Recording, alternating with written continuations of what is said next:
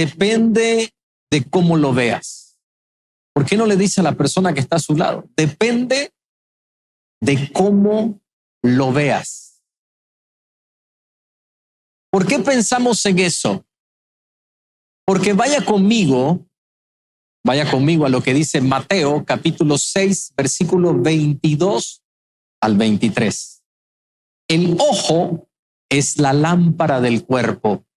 Por tanto, si tu visión es clara, todo tu ser disfrutará de la luz. Pero si tu visión está nublada, te lo leo nuevamente, pero si tu visión está nublada, todo tu ser estará en oscuridad. ¿Cómo va a estar nuestro ser si tenemos una visión nublada? En oscuridad. ¿Usted cree que esto solo aplica para los que no conocen al Señor? Aplica también para los hijos de Dios. Y por eso depende de cómo nosotros estamos viendo la vida. Permítame relatarle la experiencia de 12 hombres. 12 hombres que tuvieron las mismas características.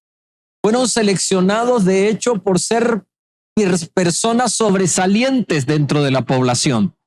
Y fueron a experimentar, a ver, a conocer una tierra prometida. Pero mire cómo 10 de ellos se miraban a sí mismos. Y mire la imagen que a continuación le presento. Esta imagen fue el resultado del informe que presentaron 10 hombres.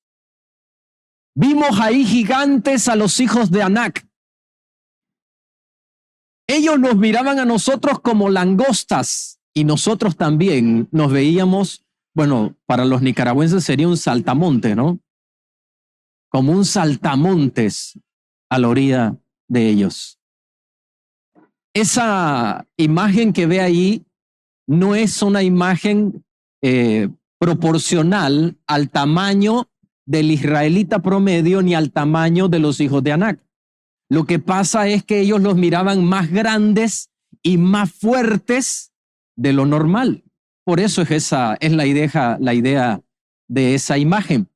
Pero 2 de estos 12 trajeron un mensaje diferente. 2 hombres que se presentaron y dijeron: no, lo que estos hombres que están diciendo están mintiendo. Dios nos quiere dar la victoria. Pero parecían locos hablando. Algo que se parece mucho a nuestros días. ¿Sabe por qué? Porque cuando alguien es una persona de fe y expresa su fe, ¿sabe lo que dicen muchas personas? Ay, déjalo. Es un loquito. Es una loquita. Está soñando si cree que eso va a pasar. Eso es lo que pasa. Eso ocurrió con estos 2 hombres. ¿Sabe cuáles eran los nombres de estos 2 hombres? Josué y el otro es Caleb. Qué facilito, ¿verdad? Ahora le quiero hacer una pregunta. ¿Cuál era el nombre de los otros 10? Le aseguro que nadie se lo sabe. Yo tampoco me lo sé. ¿Sabe por qué? Porque ¿para qué? ¿Para qué? Todo lo que le acabo de decir me lleva a la siguiente frase. Necesitamos ver de manera diferente. Dígalo conmigo. Necesito ver de una manera diferente. Y como siempre, la pregunta es, ¿cómo lo hago? ¿Cómo puedo hacer yo para ver de una manera diferente al promedio? Porque le tengo una noticia, aún dentro de la casa del Señor, aún dentro de la iglesia, dentro del cristianismo, hay personas que cuando uno expresa su fe, dicen eso es una locura. Le voy a poner un ejemplo sencillo.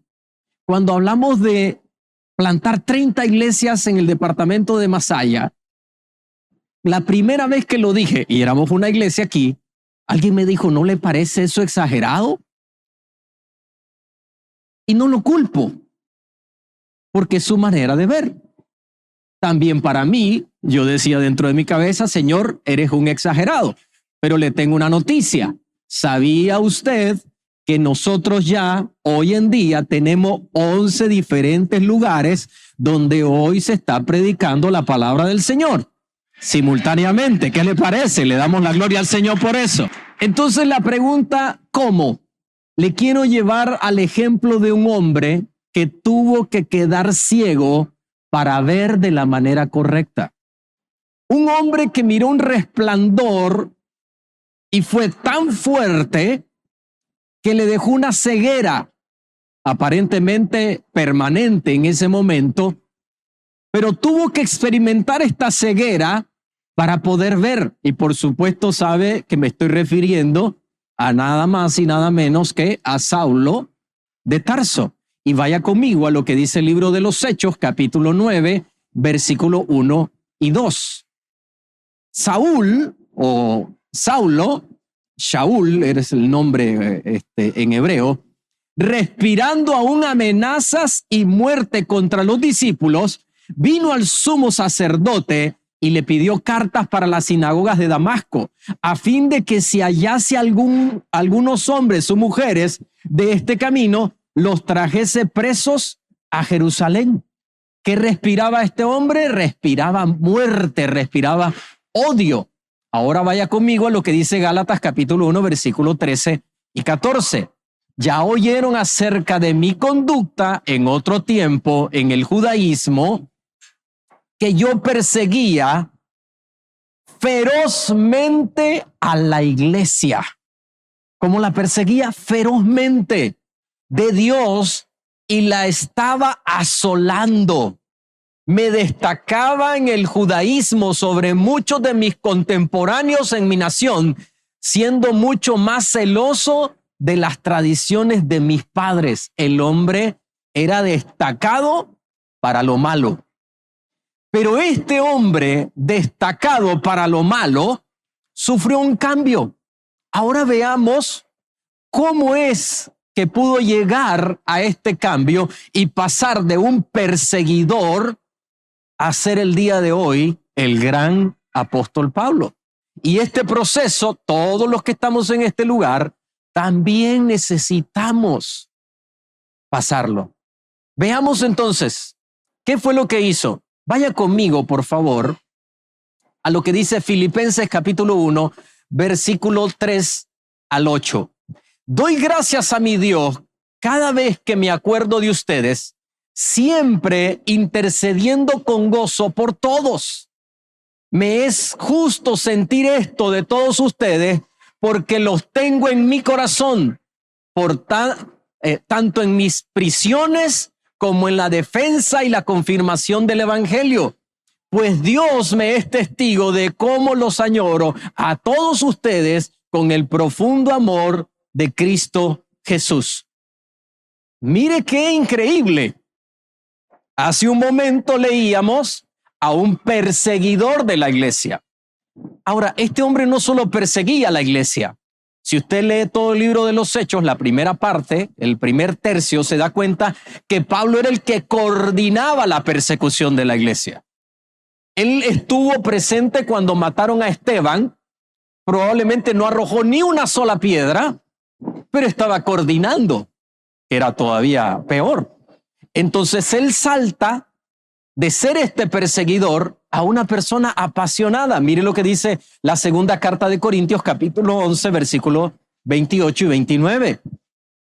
Y además de otras cosas, los que sobre mí se agolpa cada día la preocupación por todas las iglesias, de ser un perseguidor a convertirse en un amante de la obra del Señor. No ocurrió de la noche a la mañana. Fue todo un proceso en el que se metió el apóstol Pablo. Mire la imagen a continuación. Pablo perseguidor, Pablo se encuentra con Jesús. Luego que se encuentra con Jesús, ese mismo hombre empieza un proceso para ser transformado, para ser cambiado. Llega un momento que tuvo el privilegio de llegar al tercer cielo. Dice, donde escuché cosas que no se pueden repetir.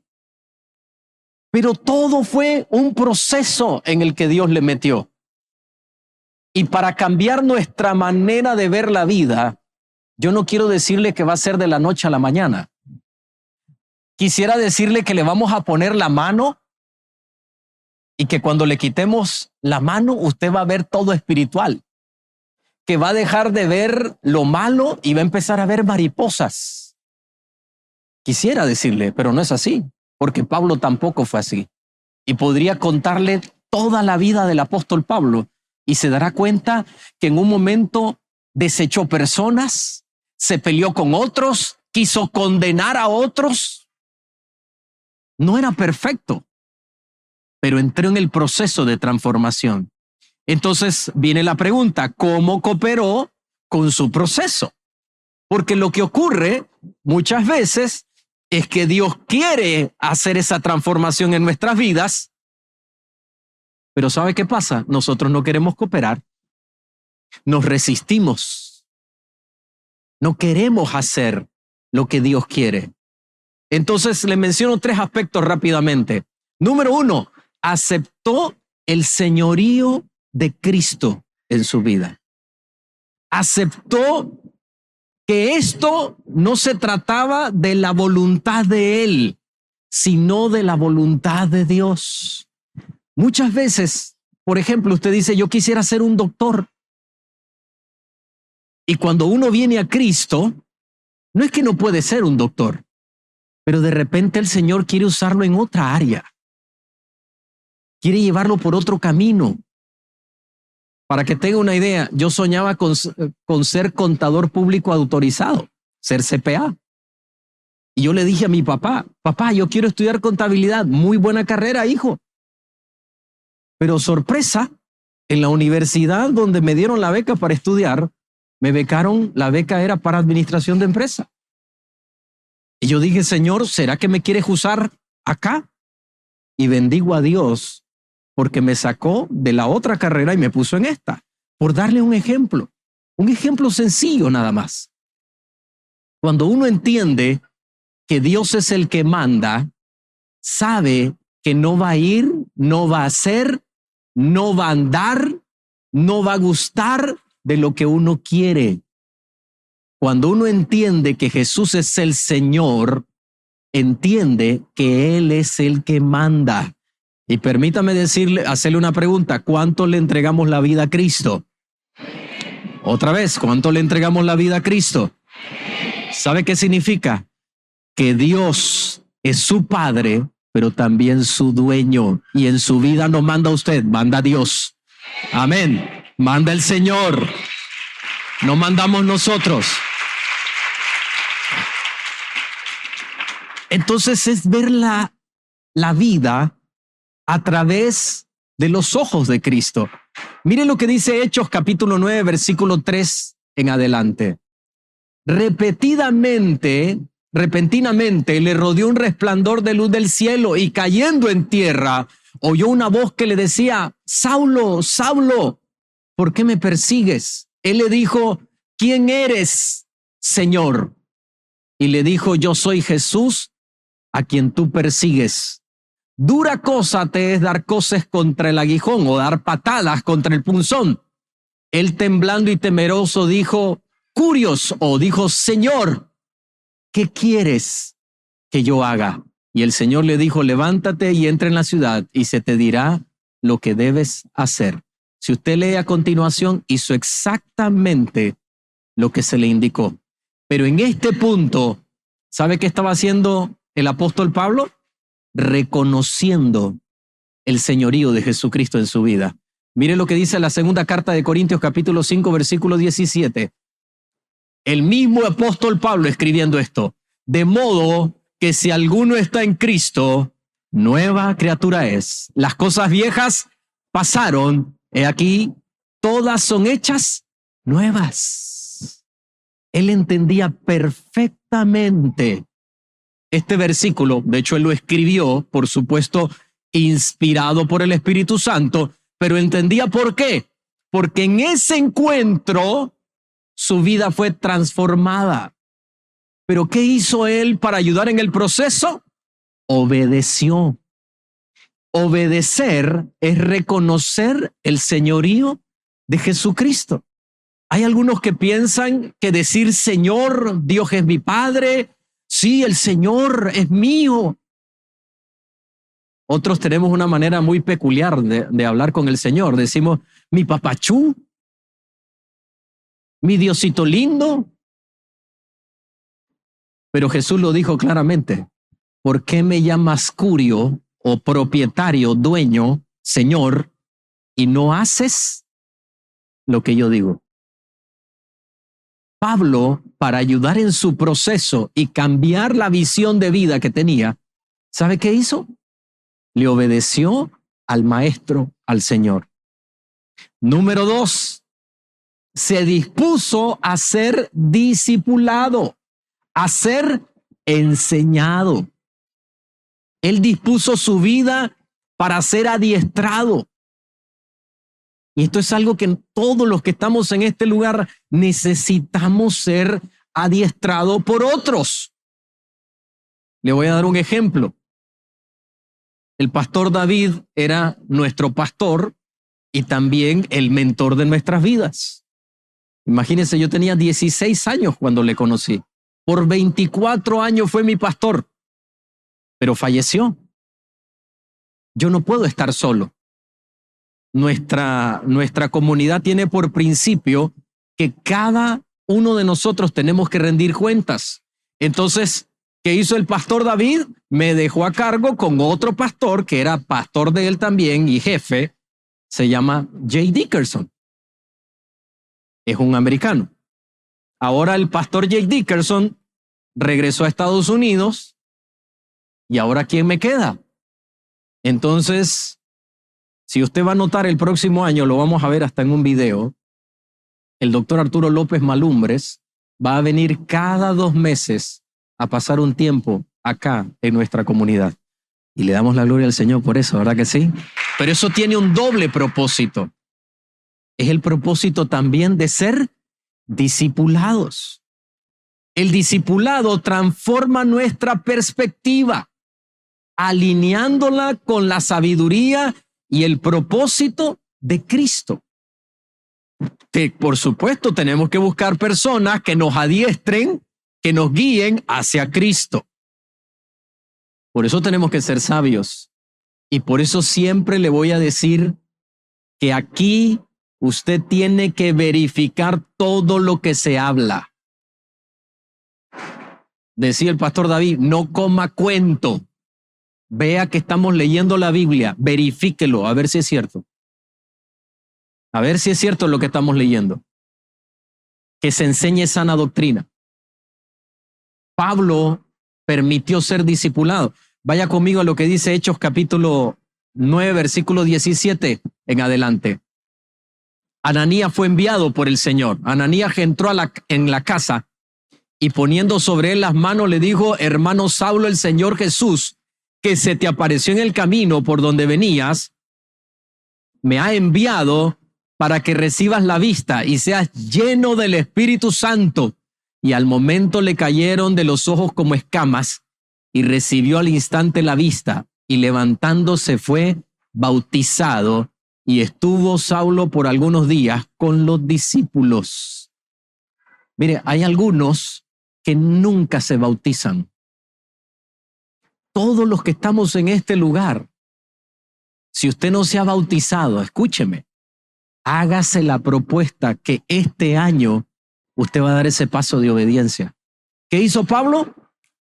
Inmediatamente.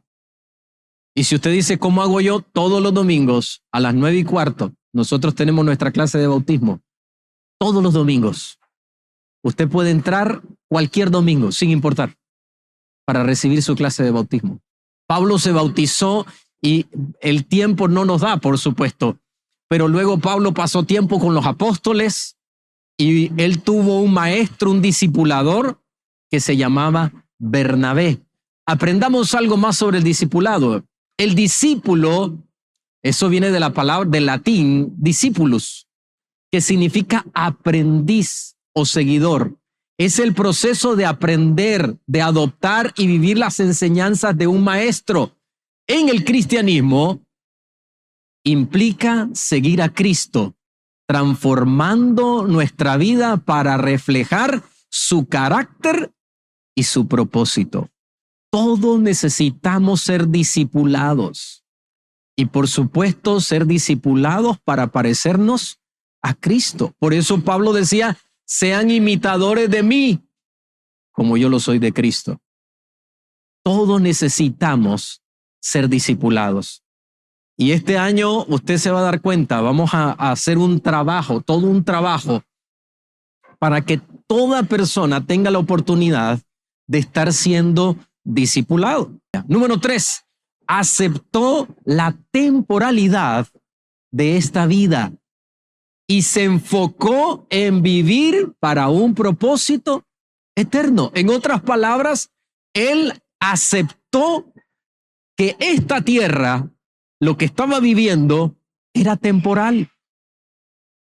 Yo no quiero decirle como lo que ocurría allá en la década del 70, particularmente del 80, y se agravó todavía en los años 90, donde le decían a uno, no es necesario que estudies. Habían predicadores que lo decían. Yo le digo a los jóvenes, no estudien si ya Cristo viene, dedíquense a predicar. Yo le dije eso a mi papá y a mi mamá. Yo no voy a ir a la universidad. Me voy a dedicar a predicar la palabra. Le doy gracias a Dios por mis padres. No me dijeron nada. Solo me dijeron, ajá, está bien. Un día mi papá me dijo, vaya, estudie porque usted va a ir a hacer el examen de admisión para la universidad. Pero es que, al examen de admisión, ya está. No estoy diciendo que no vamos a trabajar, esforzarnos, estudiar.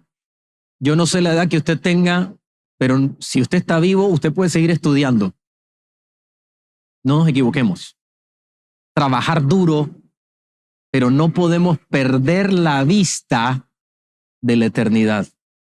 Y ese es un problema de hoy en día. No queremos hablar del cielo, no queremos hablar del infierno, no queremos hablar de consecuencias, queremos hablar solo de las bendiciones de Dios.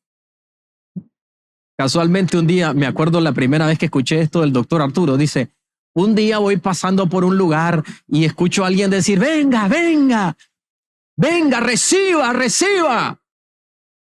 Y entonces dice el doctor Arturo, ¿reciban qué? No solo es de recibir. El evangelio, le voy a decir algo, el evangelio no se trata de recibir.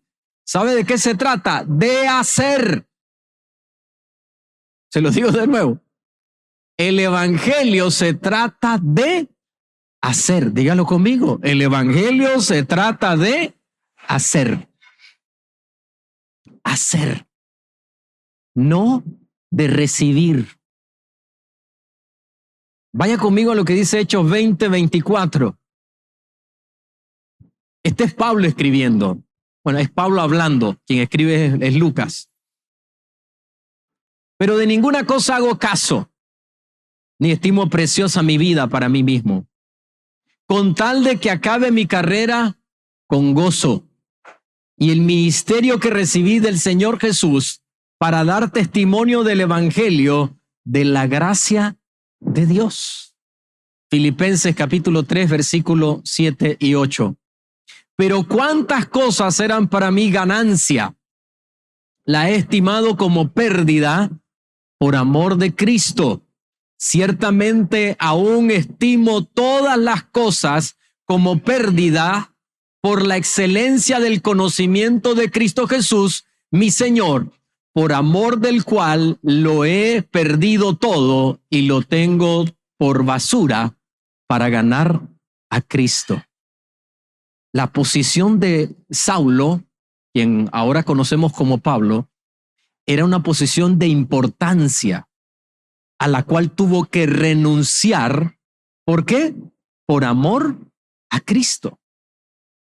Entendía que finalmente todo se trataba de la eternidad. Le quiero hacer una simple pregunta. ¿Cuántas veces estamos pensando en la eternidad? Cuando vamos a acostarnos, ¿qué es lo último que hacemos? Le voy a decir lo que la vasta mayoría hace antes de dormir. Lo último que hace es esto. ¿Me equivoco? ¿Ah? O tal vez con una mano, ¿no? ¿Estaremos pensando en la eternidad? ¿Sabe lo último que deberíamos de hacer? Y que siempre le digo que lo haga. Lo último que deberíamos de hacer es decirle, Señor, por supuesto, si sabemos que hemos pecado, Señor, hoy te fallé, y poner la vida en orden, porque se trata de la eternidad. Si no le fallamos al Señor, o no sabemos, o no nos acordamos, Señor, si hay una falta que cometí y no me acuerdo, te pido perdón. Poner la vida en orden. Al despertar, lo primero que deberíamos de hacer es decir, Señor, gracias porque me das la oportunidad de despertar. Pero le pregunto, ¿qué es lo primero que generalmente hacemos los cristianos? Otra vez. Eso es lo que está pasando. ¿Cómo vamos a entrar en este proceso de empezar a ver las cosas diferentes si no entendemos que todo lo que estamos viviendo al final nos enrumbamos hacia la eternidad? Todo está dirigido a la eternidad. Por eso le digo nuevamente, es necesario, necesitamos ver de una manera diferente. Pero para que eso ocurra, también tenemos que vivir todo el proceso en el que vivió el apóstol Pablo. Recuerde que él tuvo que quedar un tiempo ciego. No podía ver nada. Pero luego de eso, de esa ceguera, ¿qué le vino? Ver de manera completamente diferente. Por eso quiero ir concluyendo y recordándole, por favor, recuerde, guarde esto en su cabeza. Mire lo que dice Mateo capítulo 6, versículo 22, una vez más. El ojo es la lámpara del cuerpo. Por tanto, si tu visión es clara, todo tu ser disfrutará de la luz. Pero si tu visión está nublada, todo tu ser estará en oscuridad. Necesitamos cambiar nuestra manera de ver. Si usted cambia su manera de ver, ¿sabe lo que va a pasar?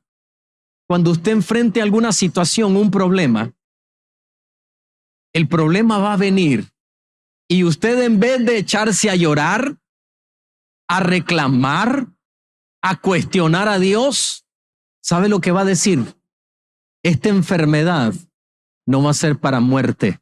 Esta enfermedad va a ser para que Dios se glorifique en mi vida. Se lo digo de nuevo. Va a ser para que Dios se manifieste en mí, para que su poder se perfeccione en esta debilidad y que yo vea a Dios como mi sanador. Amén. Este año que vamos a enfrentar, tenemos que enfrentarlos con un ojo diferente. De repente usted dice, este año que acaba, vengo de arrastras. Pero si usted cambia la manera de ver, ¿sabe qué va a ocurrir? Usted va a decir, este año lo estoy terminando de arrastras. Todo el año así lo pasé. Pero hoy, 31 de diciembre, lo voy a terminar en victoria en el nombre de Jesucristo. Eso es un ojo diferente. Vamos a darle fuerte ese aplauso al Señor. Entonces ve cómo depende de los ojos con que vemos. Depende de los ojos con que vemos. Y finalmente le quiero dejar esto en el corazón para que usted se vaya con toda claridad. Ese ojo diferente es la manera en que Cristo ve. Le cuento una historia. Le entregan una carta a una persona. Imagínese, laboraba para esta empresa por muchos años y le entregan una carta, no de felicitaciones, le entregan una carta donde le están diciendo, usted está despedido. Esas empresas donde le mienten a uno y le dicen, aquí somos una gran familia. Mire, si usted es un empresario, le voy a decir la verdad. Si esas personas fueran su familia, usted nunca despediría a nadie. No es cierto. A mí me decían eso también. Un compañero me dice, pero aquí somos una gran familia. Y le digo, te voy a decir algo duro. El día que aquí venga una crisis, vamos a ver si es cierto que eres familia. En el 2008 vino la crisis y él fue una de las personas que corrieron. No es así. No es así. Años trabajando para esa compañía, diciéndole que son familia, y le entregan la carta y le dicen, usted está despedida. Y es inmediato. La persona, imagínense, agarra la carta y dice, ¿cómo voy a pagar la casa? ¿Cómo voy a pagar el colegio? ¿Cómo voy a darle alimento a mis hijos? Pero sale de ahí y dice, Señor, me acaban de despedir de este lugar, pero no me pueden despedir de tu presencia. Y nunca esta empresa es mi proveedora. Mi proveedor eres tú. Comenzaste una buena obra en mi vida y la vas a perfeccionar. Y yo sé que esto no será para mal, será para bien. ¿Sabe qué es eso? Es ver como Cristo ve. Ahora, esto fuera charlatanería si no pasara lo que le voy a decir a continuación. ¿Sabe lo que ocurrió con esta persona? Obtuvo un mejor trabajo y nunca hubiese obtenido ese mejor trabajo si no le despiden de ese lugar. Entonces, ¿sabe qué es lo que pasa? Cristo ve de esta manera. Esto que se ve para mal no será para mal, porque a los que me aman, todas las cosas le ayudan para bien. Y eso es nuestro año nuevo. Así va a ser. Métase en el proceso que Pablo se metió y usted va a ver la vida de una manera diferente.